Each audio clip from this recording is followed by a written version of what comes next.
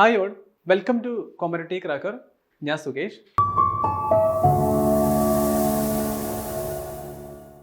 അപ്പോൾ നമ്മൾ ഇന്ന് ഡിസ്കസ് ചെയ്യുന്നത് സെക്രട്ടേറിയറ്റ് അസിസ്റ്റന്റ് മെയിൻസ് പരീക്ഷയുമായിട്ട് ബന്ധപ്പെട്ട പേപ്പർ 2-ലെ കേരള എക്കോണമി എന്ന സിലബസിലെ one of the most important area എന്ന് വേണമെങ്കിൽ പറയാം.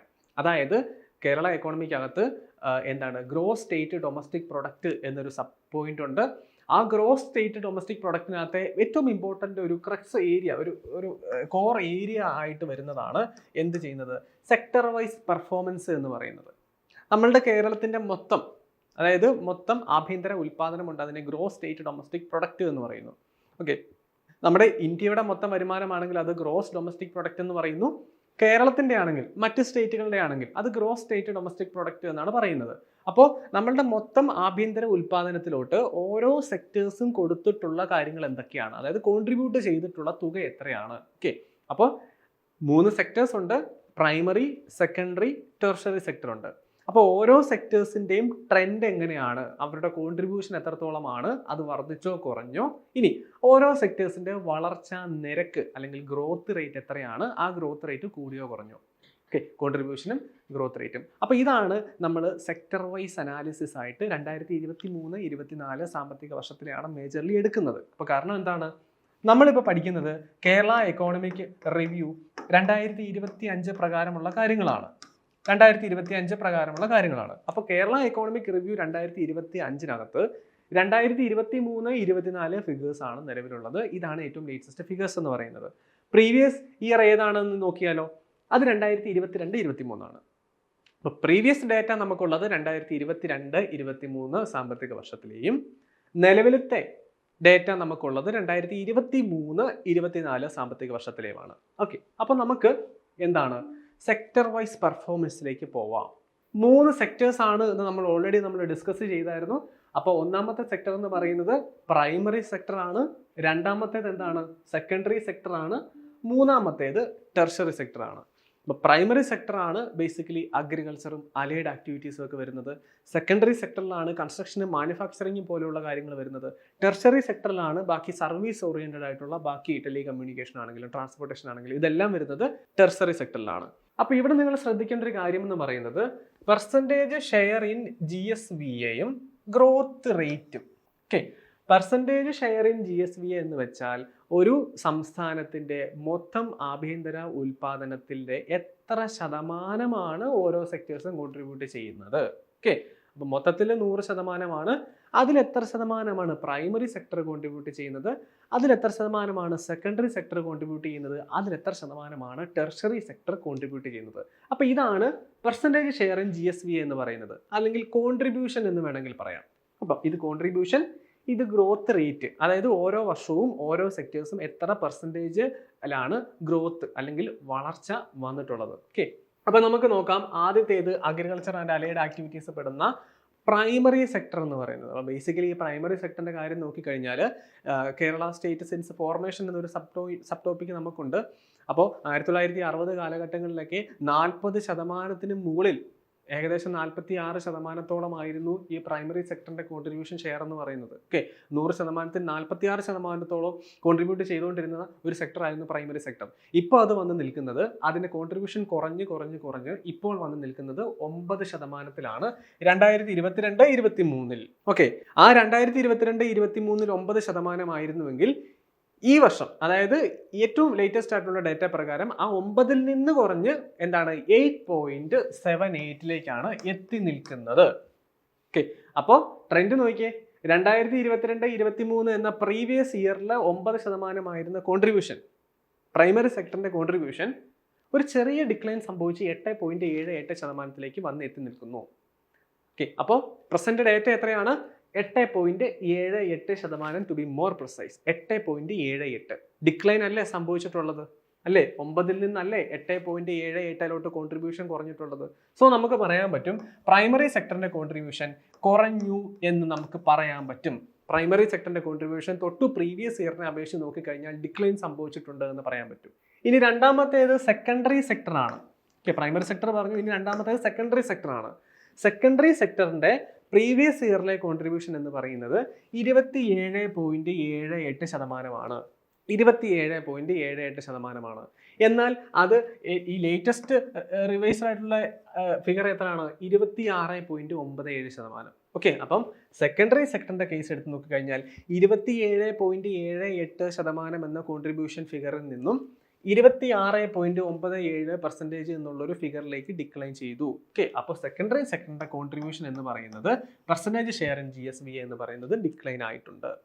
ഇനി അടുത്തത് മൂന്നാമത്തേതാണ് ടെർഷറി സെക്ടർ, അതായത് സർവീസ് ഓറിയന്റഡ് ആയിട്ടുള്ള ടെർഷറി സെക്ടർ എന്ന് പറയുന്നത് 63.22% നിന്നും എത്രത്തോളം ആയിട്ടുണ്ട്?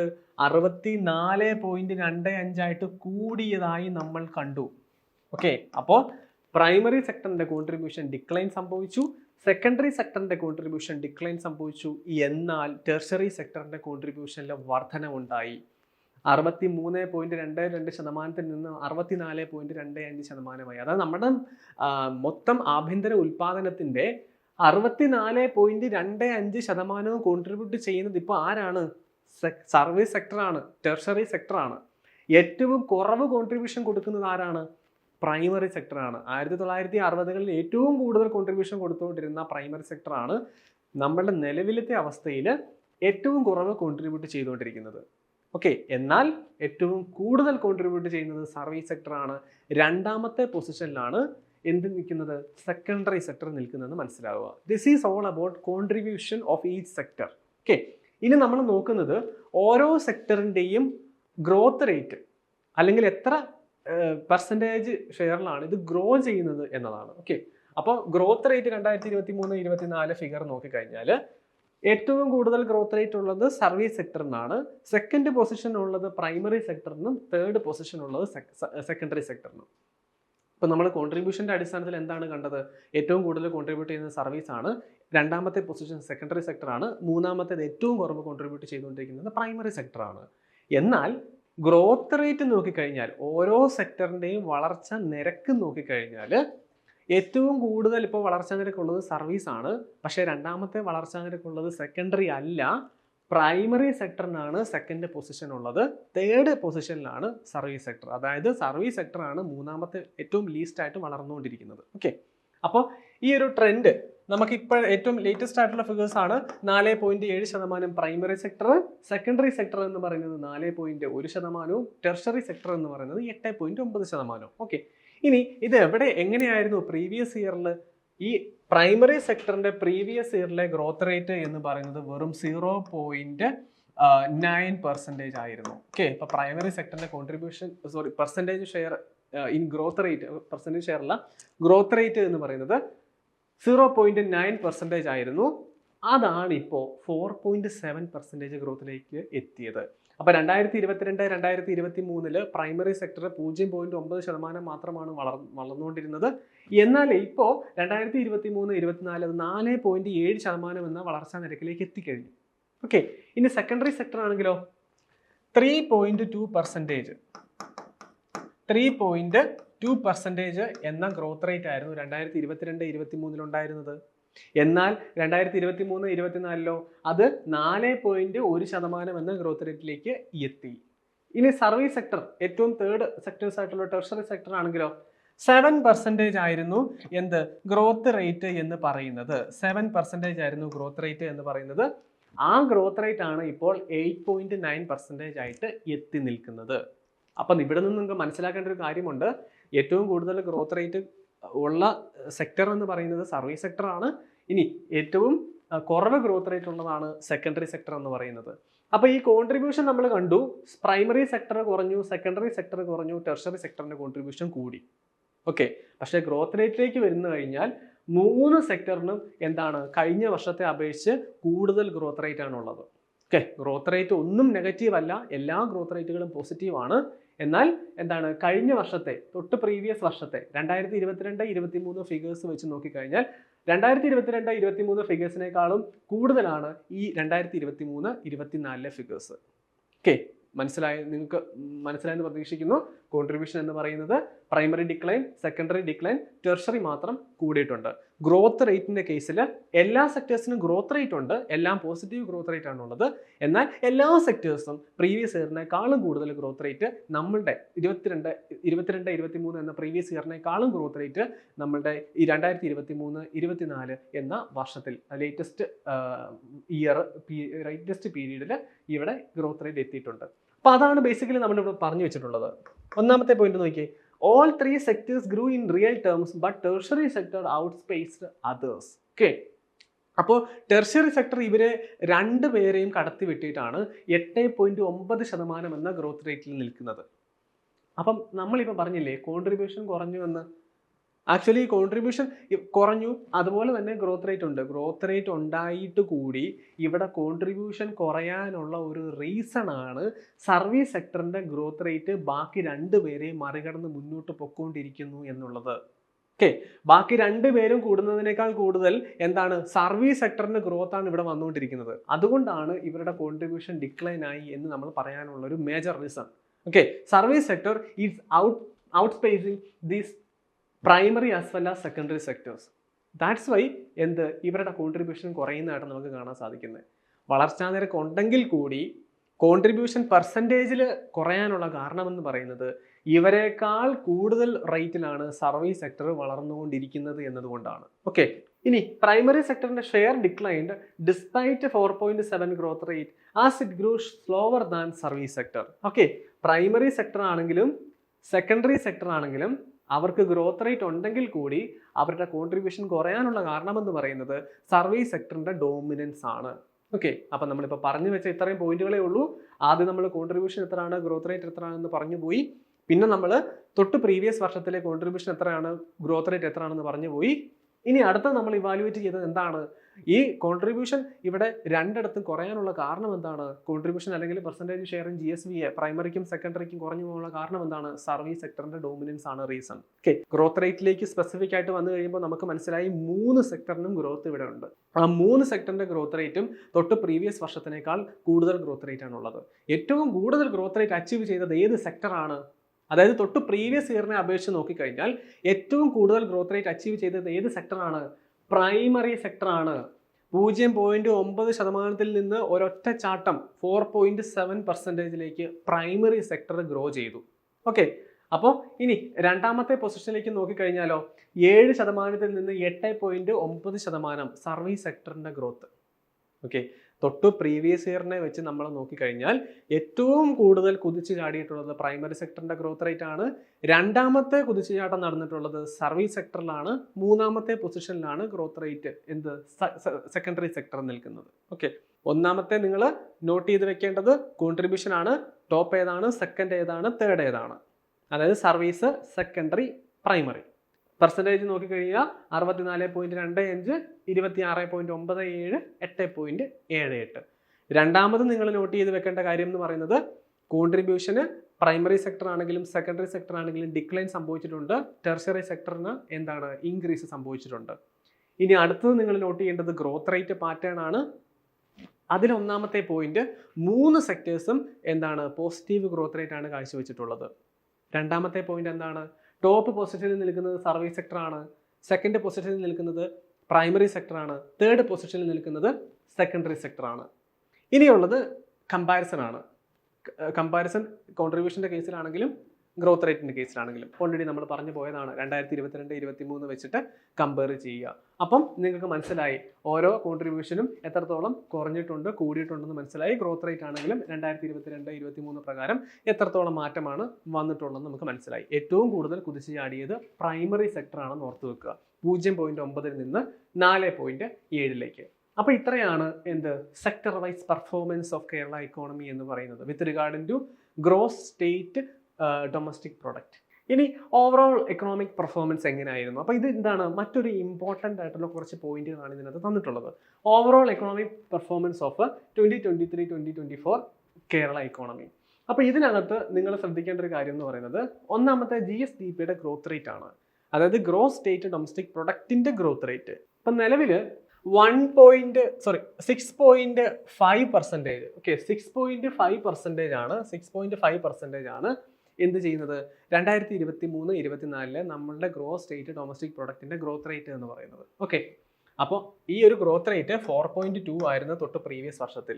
അപ്പോൾ നമുക്ക് മനസ്സിലായി നമ്മളുടെ മൊത്തം GSDPയിൽ ഒരു ഗ്രോത്ത് റേറ്റ് ഉണ്ട്, അത് പോസിറ്റീവാണ്. തൊട്ട് പ്രീവിയസ് വർഷത്തിനേക്കാൾ കൂടുതൽ ഗ്രോത്ത് റേറ്റ് നമുക്കിപ്പോൾ ഈ ഒരു ലേറ്റസ്റ്റ് വർഷത്തിൽ 2023-24 എന്നുള്ളൊരു വർഷത്തിലുണ്ട്, കറണ്ട് ഇയറിൽ ഉണ്ട്. ഇനി രണ്ടാമത്തേത് പെർ ക്യാപിറ്റ GSDP ആണ്. Total GSDP of the state divided by its population. Per capita GSDP ആണ്. പെർ ക്യാപിറ്റ GSDPക്കും എന്താണ് റിയൽ ടേംസിൽ ഗ്രോത്ത് ഉണ്ട്, 5.5% എന്താണ് നമ്മുടെ പെർ ക്യാപിറ്റ GSDP കൂടുന്നുണ്ട്. അപ്പോൾ എന്താണ്, എത്രയാണ് ഇത്? 1,76,072 രൂപയാണ് ഒരു ആവറേജ് കേരളത്തിന് കിട്ടുന്ന പെർ ക്യാപിറ്റ GSDP എന്ന് പറയുന്നത്. ഓക്കെ, അപ്പോൾ 1,76,072 രൂപയാണ് ഒരു കേരളത്തിന് കിട്ടുന്ന ഒരു പെർ ക്യാപിറ്റ GSDP എന്ന് പറയുന്നത്. ഇന്ത്യയുടെ കേസിൽ ഈ പെർ ക്യാപിറ്റ എത്രയാണ്? പെർ ക്യാപിറ്റ എത്രയാണ്? 1,24,600. അപ്പോൾ ഒരു ആവറേജ് ഇന്ത്യന് കിട്ടുന്ന പെർ ക്യാപിറ്റ GDPയെ സംബന്ധിച്ച് അവർക്ക് കിട്ടുന്നതിനേക്കാൾ 1.41 ടൈംസ് കൂടുതലാണ് ഒരു average per capita when it comes to കേരളത്തിന് കിട്ടുന്നത്. അപ്പോൾ പെർ ക്യാപിറ്റ കേരളത്തിന് എന്താണ്? 1,76,072 രൂപ. ഇന്ത്യയിൽ നോക്കിക്കഴിഞ്ഞാലോ 1,24,600 രൂപ. കോൺസ്റ്റന്റ് പ്രൈസിലാണുള്ളത്. ഓക്കെ, ഇൻഫ്ലേഷൻ കണക്കാക്കാതെയുള്ള ബേസ് ഇയർ അടിസ്ഥാനപ്പെടുത്തിയിട്ടുള്ള ഒരു ഫിഗറാണ് തന്നിട്ടുള്ളത്. അപ്പം നമുക്ക് മനസ്സിലായി ഒരു ഇന്ത്യയുടെ പെർ ക്യാപിറ്റ എന്ന് പറയുന്നത് കേരളത്തിന്റെ പെർ ക്യാപിറ്റയേക്കാൾ കുറവാണ് നിലവിലത്തെ അവസ്ഥയിലെന്നും നമുക്ക് മനസ്സിലായി. ഓക്കെ, ഇനി കേരള മോഡൽ ഓഫ് ഡെവലപ്മെന്റ് പഠിക്കുന്ന സമയത്ത് ഇതിൽ നിന്ന് കുറച്ച് വ്യത്യാസങ്ങളുണ്ട്, അത് നമുക്ക് മറ്റൊരു വീഡിയോയിൽ കവർ ചെയ്യാം. ഇനിയിപ്പോൾ നോക്കേണ്ട മൂന്നാമത്തെ പോയിന്റ് എന്ന് പറയുന്നത് പോവർട്ടി റാങ്കിങ് ആണ്. ഓക്കെ, അപ്പോൾ പോവർട്ടി റാങ്കിങ് പ്രകാരം കേരളത്തിന്റെ ഏറ്റവും ലീസ്റ്റ് പോവർട്ടി ഉള്ള സ്റ്റേറ്റ് ആണ് കേരളം എന്ന് പറയുന്നത്.